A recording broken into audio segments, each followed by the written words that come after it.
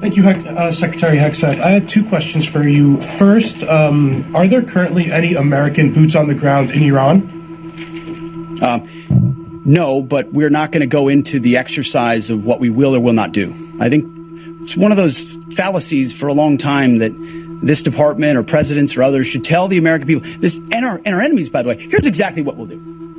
Here's exactly how long we'll go. Here's exactly how far we'll go. Here's what we're willing to do and not do. It's foolishness. And so President Trump ensures that our enemies understand we'll go as far as we need to go to advance American interests. But we're not dumb about it. You don't have to roll 200,000 people in there and stay for 20 years.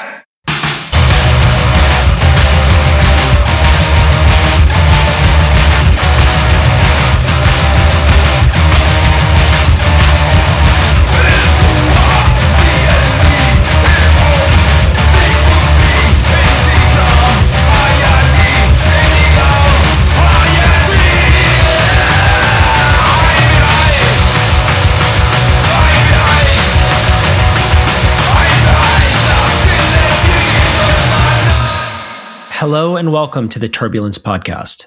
My name is Dylan Saba, and I'm here with my co-host Seamus Malakafzeli and our producer, Siniza. We had a regularly scheduled guest episode set for today, but because of the weekend's chaotic developments, we decided to switch things up a bit. Instead, we're recording a bonus news analysis episode. Typically, these are behind the paywall, but we're making this one publicly available. We'll have another bonus episode Friday for paid subscribers, and we'll return to public guest episodes next week. We're recording this on Monday, March 2nd at 4 p.m. Over the weekend, the United States and Israel decided to open up the gates of hell. On Saturday morning, the Crusaders launched a major aerial assault on Iran, the opening salvo in a long-anticipated war that has dragged the region and, frankly, the entire world into crisis. The escalation in the hours and days since has been dizzying. We won't be able to go in depth on everything that has happened. At most, we can offer an orientation to a war I fear will be with us for some time. Seamus, why don't you start by bringing us up to speed? I don't think I'll be brief, but I can. There was apparently significant progress in the negotiations with Iran, according to the Omani mediator. Iran had agreed to, if I'm recalling correctly, either to put a pause on nuclear enrichment and to send its nuclear stockpile elsewhere, its stockpile of enriched uranium elsewhere. That obviously did not matter. The Iran war, the war by the US and Israel, had been planned out for, according to some news reports, for weeks down to the day. It is the eve of Purim. And for those who are familiar with the Jewish holiday, it is a holiday baked in obvious symbolism about a plan by an evil, scheming Iranian vizier named Haram to exterminate the Jewish people. And of course, the Jews defeat him. The symbolism of that was something that Israeli politicians were very keen to take advantage of, obviously, and they've been doing so since the outbreak of this war. In the opening hours of that, Khamenei, the supreme leader, Ali Khamenei, was killed. There had been bragging about the intelligence gathering that had gone up in advance of this, that they had tracked him for days, if not weeks, and they had found a time in which he was in some sort of meeting with other people inside of his own house, and they bombed him from the air and killed him alongside his wife, who died just hours ago, I believe his daughter-in-law, and also his 14-month-old grandchild. Mojtaba Khamenei is unaccounted for, his son. Alongside that, Iran immediately expanded the war into Gulf Arab states, which had previously were left mostly unscathed, aside from a singular symbolic strike on Al Udeid air base in Qatar last year. As I am recording this, the United Arab Emirates has come under fire. Qatar, Bahrain, Kuwait, Oman, as well as Saudi Arabia have all been struck in some way by the Iranian military, either by way of ballistic missile fire, but mostly drones. The U.S. Fifth Fleet, which was based in Bahrain, has been hit multiple different times. Hotels that were apparently hosting American military personnel were hit. The intel they had on them somehow, at least according to DropSite. In terms of America's strikes inside Israel, strikes outside of the strikes that killed Khamenei and numerous Iranian defense officials. There was a massacre at a school in southern Iran in which more than 150 schoolgirls were killed in a single strike. There has been attempts by the Israeli media, by Israeli defenders in the English language, people like, God, her name escapes me, I assume, because my brain is fighting to suppress it. Emily K. Schrader, the wife of Yosef Haddad, had claimed that there was a misguided missile strike by the Iranians, and they had also did it to themselves, but also these girls really didn't die. Everything that had been played out in Gaza has been reapplied here. There had been revelers because of the assassination of Khamenei that came out to the Iranian streets afterward, but they have been replaced by a much larger and much more consistent mourning population in places like Tehran and Isfahan, Yasuj, and elsewhere. That's God. That's only day one. In day two, there have been, once Khamenei was announced as having been killed, there were attempts to storm the Green Zone in Baghdad, which to my understanding has continued into the day of this recording, Monday. Pakistan, its U.S. consulate in Karachi was attacked, leading to the deaths of some of the demonstrators who were hit by gunfire. Energy infrastructure and other tankers in the Persian Gulf were targeted by the Iranian military, and Cyprus was even hit by a drone that was originally reported to have been an Iranian missile, but now appears to have been from Hezbollah, which entered the fray late into the night, local time here in America, in retaliation for Khamenei's killing, and for the 15 months of bombardment by the Israelis, which went unchecked.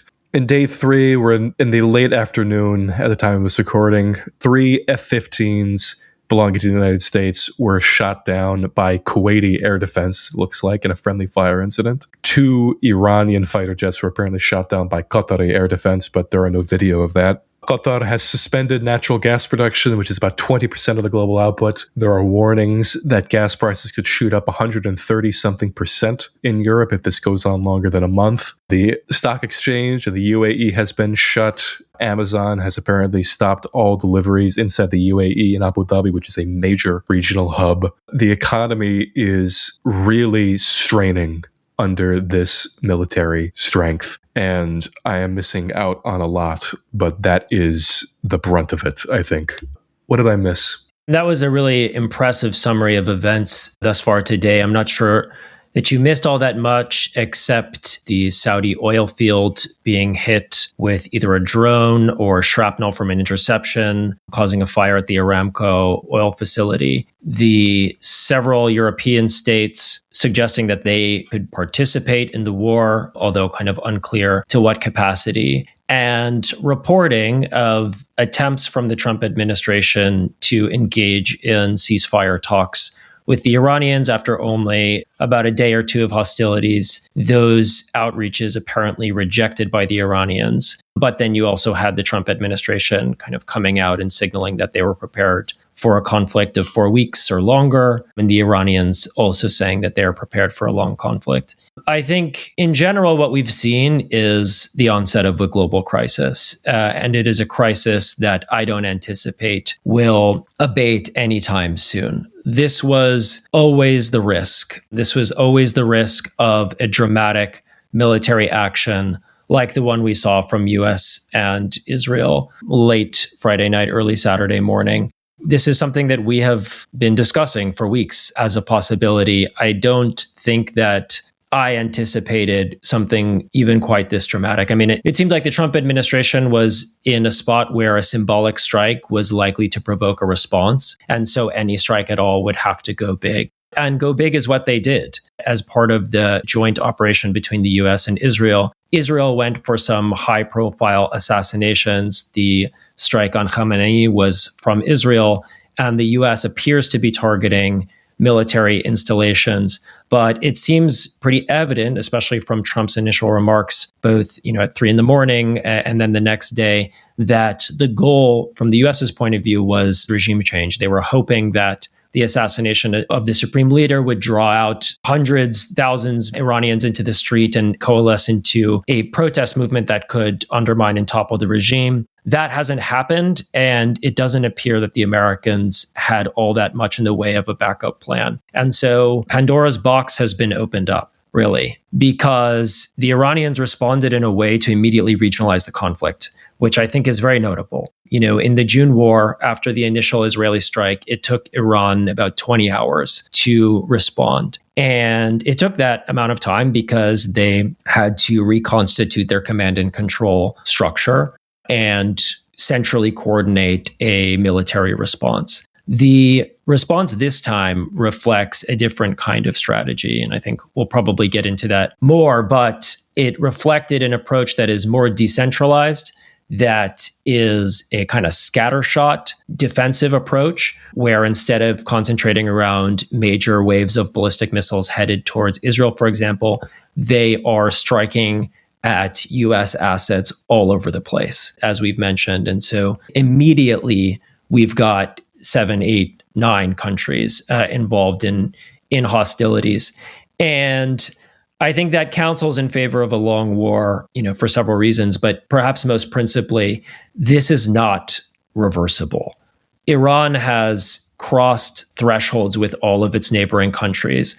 So if this war were to end today, all of those countries that Iran has attacked US bases in would take a much more hostile posture towards Iran. It could even resolve the Cold War, hot war between the Emiratis and the Saudis.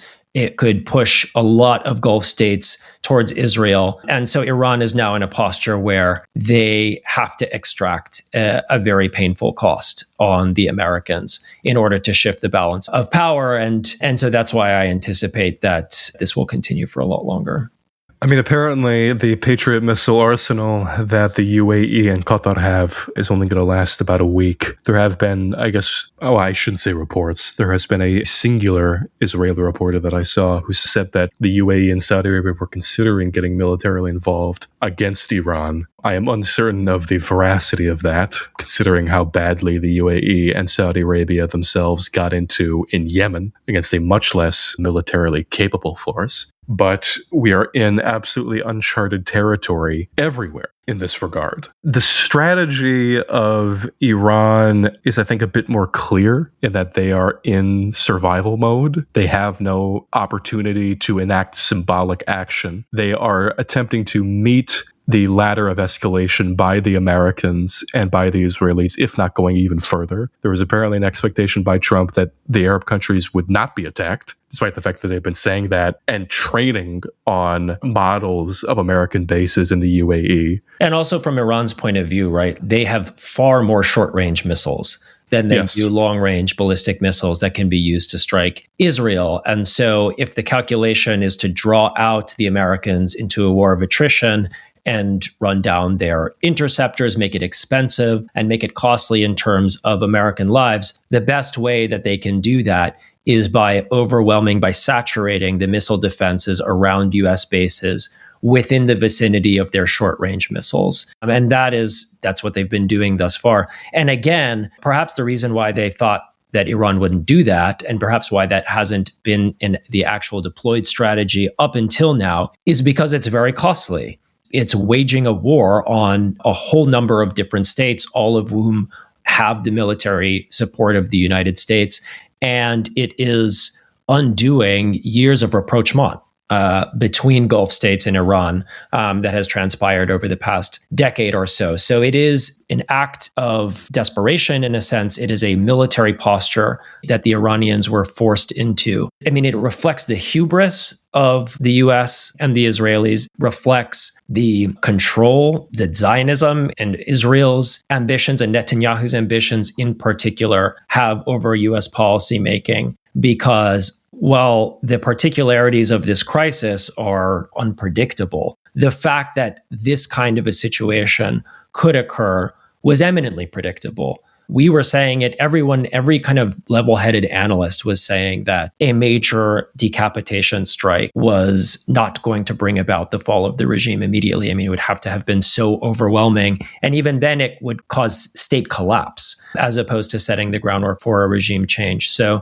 yeah, I think that what you're hearing reflected in my voice is still a level of shock that we are actually here. And the ramifications of this war, I believe, will extend far beyond the actual hostilities. But I think that we have the military logic that I think we can think through, and we have the economic consequences of this, which are themselves unpredictable. But yeah, I mean, I agree. I think that the Iranian strategy here is to take away escalation dominance from the US and Israelis. And I think that really has been the defining feature of the post-October 7th period. I think that the logic of October 7th was to take away the escalation dominance from the Israelis. And I think that that's what Sinwar and Hamas really had in mind, was a regional war of this scale and size in order to take away the initiatives from the Israelis. And they didn't get it. I mean, they got it partially, they got it slowly, they got a partial buy-in from certain actors, and it's now come. The regional war has now come.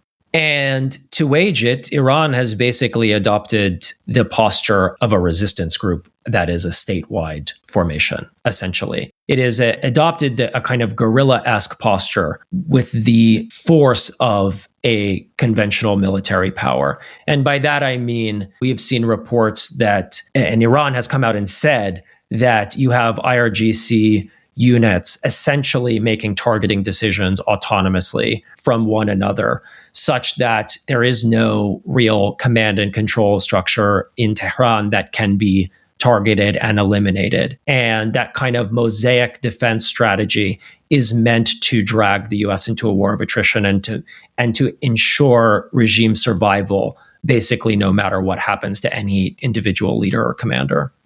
Words fail me. It is such a unbelievably difficult situation that I don't know what the outcome will be. I am hoping that it is positive, and that I am hoping that there is a change in the order. But as you said, this took a very slow process to come to. Yeah. Yahya Sinwar is dead and has been dead for more than a year now. Much of Gaza has been depopulated. Many villages in southern Lebanon remain in ruin. Most of Iran's allies that existed before the conflict have been diminished or otherwise had its leadership decapitated, and it is running on a formula that did not exist before. The reliance here is that Trump and his military strategy will be so ill-planned, will be so schizophrenic in its approach, that it will not be able to accomplish any of its goals, and that it will become an immense humiliation for the United States, to the point where it causes the kind of national soul-searching that happened after Iraq or after Vietnam. I have a lot of fears, but I guess my fear is that things go back to normal in the United States after this, in that we forget what happened, what will happen, and Greenland comes back into the conversation. Cuba comes into the conversation. And we have to run through this whole song and dance again, where there is unpopularity, but there is no actual questioning about the structures that brought us to this point. Yeah, it's hard to predict. I don't see this being something that can be easily wrapped up, really. I mean, I think that, yes, it's possible that Trump declares victory by having taken out the supreme leader and would be willing to engage in a ceasefire. I think the Iranians at this point would very reasonably view that as a delay for some bigger war in the future. And I think that they have crossed thresholds that indicate that for them, this is the confrontation, that their only way out is to make this as painful for the Americans as possible, which means surviving long enough to draw out that pain in the form of US casualties, pain in the form of damage to US bases, pain in the form of drawing down US interceptors that they have saved for a confrontation with China. I do think that it's possible that they can do that. I think that they can do it at a tremendous, tremendous cost to the Iranian people and the Iranian country. That a bad outcome of a drawn-out war is ultimately a form of state collapse or civil war. I think that the good outcome is that those costs are inflicted to such a degree that the US is compelled to make some kind of more favorable, lasting global deal. With the Islamic Republic, it is really hard at this point to see that happening, or who would have to mediate that, whether that would involve participation from outside powers in order to guarantee it, or what that could look like. I mean, I share your fear that the American public would be willing to turn away from this, but I don't see this kind of neatly wrapping up. But, you talk about the costs borne by Gaza, by southern Lebanon, and it's just really heartbreaking to think about all of the destruction, the death, the pain of the past couple of years. But also to see this war and to know that on some level, this was the inevitable outcome from the moment of October 7th. It's hard in retrospect not to imagine it having happened immediately when all of these forces were in a much better position to wage this war. But hindsight, of course, always is in 2020. No, there was the expectation from Hamas in the immediate days after October 7th that there would be a much stronger response from Hezbollah and from Iran. And it took, in Iran's case, especially their backs being up against the wall in order to really see, I think, how exhaustive and severe their threat was. Like, these people are ideological, these leaders in Iran, but they are not so ideological. Like, Marco Rubio was just talking about this before we started recording. Talking about how the Ayatollahs in Iran are so caught up in theological concerns that they are apocalyptic and that they don't have any concern for objective concerns. But Ali Larijani, who is the current secretary of the Supreme National Security Council, the current security chief who is running now many things in the country, this is a person whose daughter goes to medical school in the United States. Like, his daughter is a doctor in Ohio. President Pezeshkian, he had run on a political platform of diplomacy and engaging with the West because there was no other, he saw it as there was no other reasonable alternative. And he has now been forced into the position in which he has to be the one to execute this war against both the United States and Israel at the exact same time. It has been a total shattering of any pretense about what the relationship could be between Iran and the United States. And I said this before, but I have to say it again. I have disagreements with the conservatives and the principalists on many different things, but they were fundamentally right about the nature of the United States. Yeah. 100%. They knew that giving up the sovereignty of Iran on the nuclear issue would lead to bad things in the future. Someone in the form of Javad Zarif was proven wrong. His vision was not the one that would actually take hold and be permanent. He rallied against the comparisons to the Treaty of Turkmenchay and that he was somehow, he couldn't possibly be doing anything wrong or nearsighted because he had the authorization of Khamenei in this regard to negotiate. But let's be straight also. This heroic flexibility, this strategic patience, that also did not pay off. It resulted in the pushing back the date in which this had to happen. It did not stave off anything. It did not end up making the system intact. There were other processes that the Islamic Republic could have undertaken in order to prevent this from happening. Chief among them, I'll be clear, nuclear weapons. They had this opportunity. Yeah. They had the technology. People always say, oh, they're 5 weeks away from a bomb, whatever. If they had decided to weaponize it, yes. But there was a consistent decision not to weaponize it, to the chagrin of Iran's own nuclear scientists who were working on this. And the outcome has been moralism in the face of an uncaring behemoth. Serves nothing. Nobody cared. All of this talk about how they would never do anything wrong, that they were going to take a moral stand, and that somehow the world would respect it if they refuse to do this, it did not do them any good. Because who they're up against are the insane religious millenarians. Exactly. The Crusaders are in the White House. I mean, you look at Pete Hegseth and his approach to this. He has no idea what's going on. He is on a crusade to kill Muslims. This is why it's so easy for Netanyahu to come in and control U.S. foreign policy in this regard. I agree. I mean, I think that the mistake was attributing too much rationalism to U.S. policy, an unjustified belief that the U.S. would avoid a crisis of this global scale for really no clear reason beyond a kind of ideological commitment to Zionism and to the race logic of the new crusades that they are waging. I keep thinking about that Mike Huckabee interview with Tucker Carlson. Yeah. To the extent that we have been talking about years and years, we have spoken about, maybe not you and I personally, but we as a collective, that Greater Israel and this apocalyptic Christian Zionist vision, it has always been in the plan. It is something that is shared between these two countries. Like you talk about Netanyahu coming in and being able to control American foreign policy. I would disagree only insofar as America is really like gung-ho to follow that lead. Just want to put some distance between an assumption that a listener might have that somehow we were maybe tricked into this.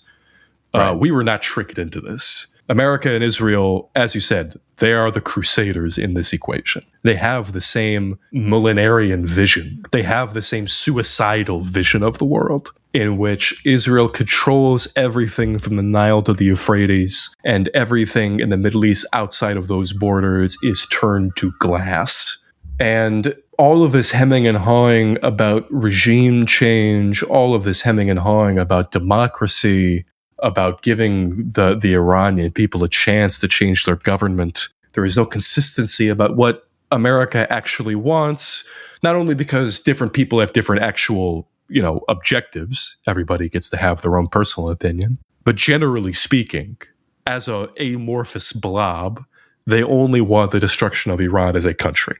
That, more than anything, is the primary objective. I think Hegseth admitted today, he was like, we're not interested in democracy. I don't have the exact source in front of me, but I believe that wholly. And I mean, I think that this like confusion of demands and of interests is what makes this such a kind of unsolvable thing. I mean, the only consistent aspect of America's interest in this war appears to be Trump's ego. In terms of something that can be satisfied, because, we had reports even coming out from within the Pentagon of people saying, hey, this is a extremely foolish operation. And, even hours after, we had it reported that this was being briefed to him as high risk, high reward. Well, the risk has come to fruition, right? That it did not immediately result in the downfall of the Islamic Republic. And so now we are in the chaotic aftermath of that. But I thought it might be good for us to kind of speak a bit more specifically about the contingent state of affairs, because, I think there's been some surprises. The Iranian allied groups in Iraq kind of jumped into the fray relatively quickly. And that may have been because they pretty quickly became under attack from U.S. airstrikes. But I think many of us observing anticipated that if any of the allied groups were to jump in immediately, it would be the Houthis. And they thus far have stayed out of the conflict. Do you have an assessment of why you think that is so far? Well, friend of the show, Rob Ashlar, had commented pretty plainly. He's making like an assessment of his own about the Houthi movement's involvement, and he lists fear of involvement 0. Right? That is not something that we can actually enter into this equation at all. The idea that there is trepidation about the response internally, that there might be internal political forces that are fighting against that in the way that it was in Lebanon or in Iran. That does not exist in the Yemen that Ansarullah controls. When they threatened to close the Red Sea again to American ships last June, when America bombed and the Yemenis had to make good on that threat, there was clearly movement from Yemeni officials who were posting online that they were ready to get into it. But the war ended very quickly afterward, and talk of that ceased. My guess would be they were ready to go, but then Iran informed them that they did not have to undertake that. I think they are waiting for Iran to make that request for aid, to open up that front. Because right now, I mean, obviously the Islamic resistance in Iraq was activated. They were given that request and they have initiated that. They are the most active participant at the moment. I just got a message from their Telegram channel maybe a few minutes ago, and they're talking about, multiple different operations. Apparently, they might have even struck Kuwait. I haven't verified that, but that is something that I have seen. Hezbollah entered into the fray as well. I'm assuming that the Yemenis will be close behind. If, in addition to the Strait of Hormuz, they would want some sort of assistance in the Red Sea, which has been effective in the past. I cannot imagine a scenario in which they are just waiting around twiddling their thumbs, hoping that no one asks them anything. This is a people who they are begging for another round to get involved in the fighting. There was a solidarity march yesterday in which tens of thousands of people, thousands upon thousands of people were in the Yemeni capital and all over the country, waving portraits of Khamenei and chanting against America with guns and swords and knives. They want to get back into this to strike Israel and to strike America. Absolutely, they want to do this. But they can't do it without the party requesting it, the other party requesting it. That was what happened with Lebanon, even though they continuously talked about the fact they would be willing to get involved if Hezbollah requested it. They did not request it. I'm assuming it's the same case in Iran. It's interesting that Hezbollah's involvement so far has been relatively limited. I think that I was at least anticipating that they might try to stay out as long as possible. I did as well. But they did not. I mean, and the thing I think that surprises me is not so much that they came into the conflict by sending drones, but where they sent them to Cyprus, a British Air Force base at Cyprus, I think was pretty remarkable. But then also the fact that the volume of rockets and drones that they sent into the north of Israel was relatively small. And I'm not sure if that's because they got word or intelligence that Israel was planning a preemptive strike against them, which there was some reporting indicating. And so that this was an attempt to ward that off or to issue a warning shot. But it's been a confusing situation, I would say, in southern Lebanon, because it now seems that Israel is gearing up for, they have been engaged in massively destructive air raids on the southern suburbs of Beirut. And it seems like they're gearing up for sustained military intervention in southern Lebanon. But yeah, as we've covered, Hezbollah is in a very, very difficult position. They are having to balance their existential risk as they have taken sustained fire from Israel, while at the same time manage a very precarious domestic situation in the country. But it appears as if that confrontation in one form or the other is coming. And I think with Yemen, right, you have the possibility that Yemen resumes its attacks on United States or on vessels in the Red Sea, but you have also the possibility that their war with Saudi Arabia resumes. And Saudi Arabia thus far has been not so involved in hostilities with Iran, but that all could change very quickly. Hezbollah has no good options here, and the Yemenis have some good options, but it still carries immense risk that they may not be afraid of, but they still need to calculate how they enter the war. I think I've said this phrase before. I feel like my mind becomes a desert when I think about these things. There is so much uncharted here. There's so many different ways that this region could just explode, and it's like my mind refuses to let me consider them. Saudi Arabia and the UAE would do, I think, very poorly in any sort of military engagement, whether with a non-state actor or a state actor. They haven't shown any strategic prowess in any of these wars. But there's still so much destruction that could happen in both of these areas from Saudi and Emirati jets. And the thing that could come afterward, after this war, inevitably has to cease. I don't even know what it could look like. What's your read on what's happening domestically in Iran? It seems like the U.S., I think maybe some people expected that the Trump administration would fully back Reza Pahlavi. He's not made that indication.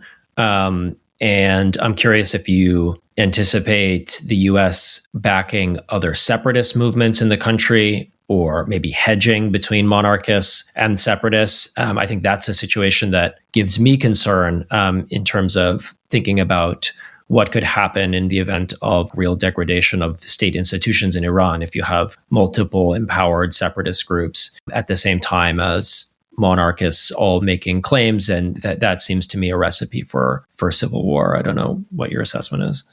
I think I saw Lindsey Graham talking about how he envisions parts of Iran collapsing and that inevitably the regime will collapse after that. I think he says more than he knows.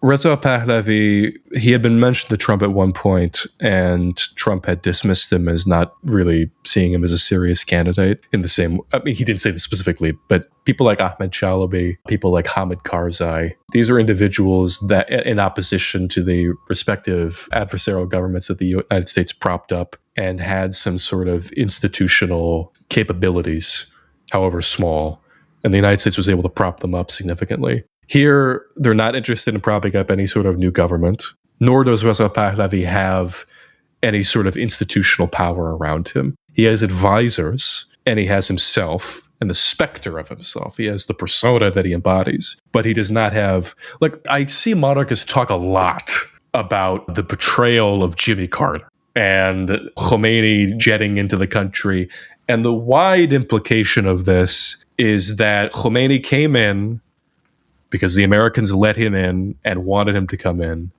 and he just magically hijacked the country, just on his own. But inside the country, before Khomeini came back, there were parties, there were armed organizations, there were fundraising networks.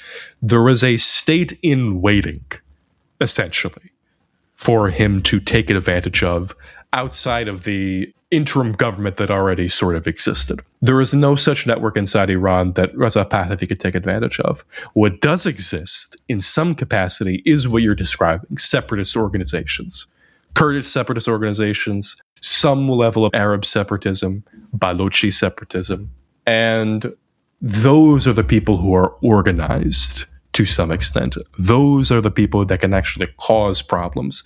There was a coalition that formed some days ago of Kurdish organizations expressly opposed to Pahlavi, made up, I believe, of one party who was previously allied with Pahlavi and then went against him. They clearly understand the stakes and are capable of coalition building, whereas Pahlavi is incapable of coalition building and actively seeks his supporters on any internet personality that does not like him or has a disagreement with him of any kind. Those are the things that they are concerned by, the monarchists, whereas the separatists, the Kurdish groups, they are actually concerned with military endeavors, creating facts on the ground, as the Israelis say. That is something that I am also gravely concerned about. Kurdish organizations during the Iran-Iraq war, they presented a significant obstacle to the Iranian government in repelling the Iraqi invasion. And if they are enabled by Israel and by the United States, you are going to be facing not only a military obstacle, but a public relations obstacle,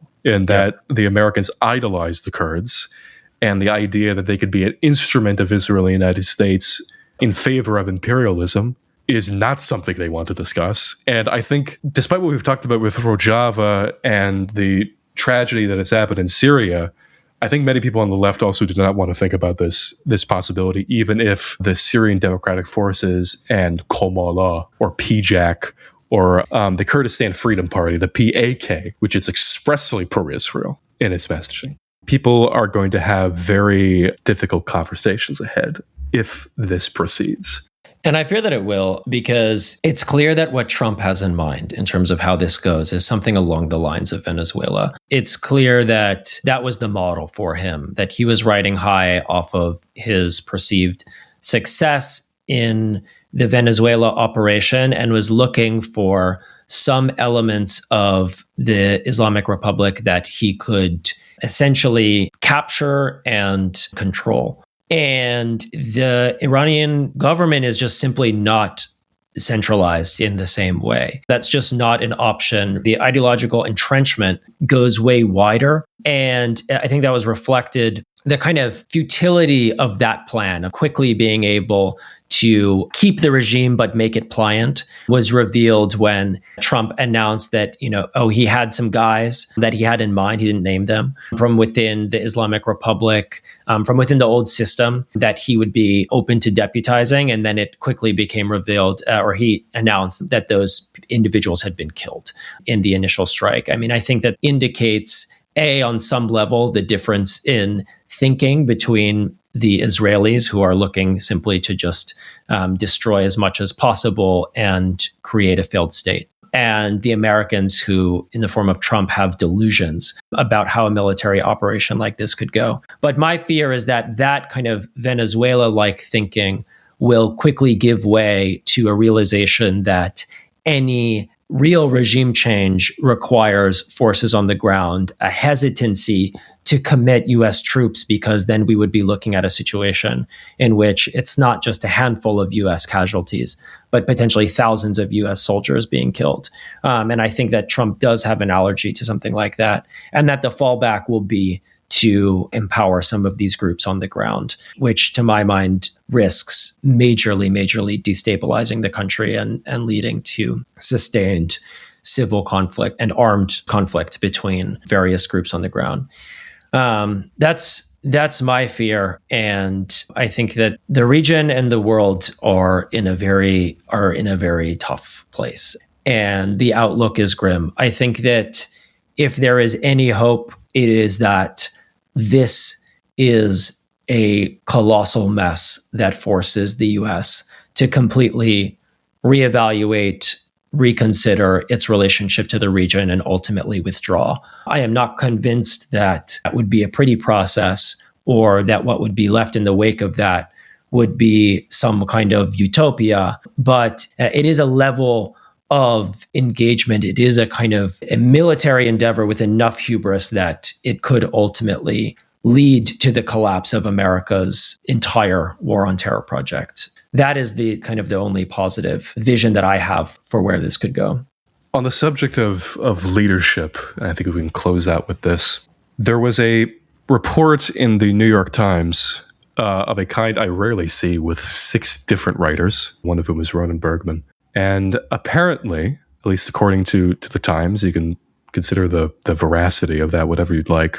Apparently, Trump administration officials were considering a Venezuela model, but more specifically, that a faction of the Islamic Revolutionary Guard Corps, the IRGC, could be more pragmatic toward the United States than the clerics involved, in which a cleric is nominally in charge, but the IRGC leaders would actually lead the country. And the CIA was suggesting that if we pulled back the economic levers that we were exercising against the IRGC and their associated businesses and its influence in the oil industry, that officers might be conciliatory to the U.S.